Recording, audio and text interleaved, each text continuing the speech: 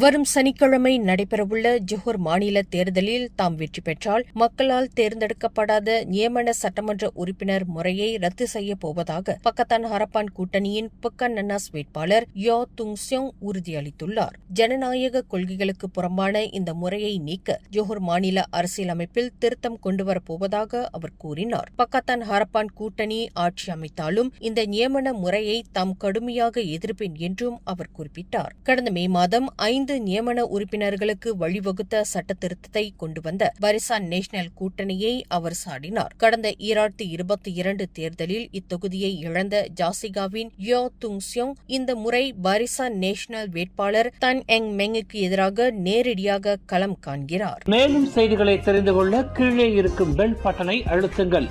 உங்கள் மகிழ்ச்சியை வெளிப்படுத்த லைக் மற்றும் ஷேர் செய்யுங்கள். தொடர்ந்து திசைகளோடு இணைந்திருக்க சப்ஸ்கிரைப் செய்யுங்கள்.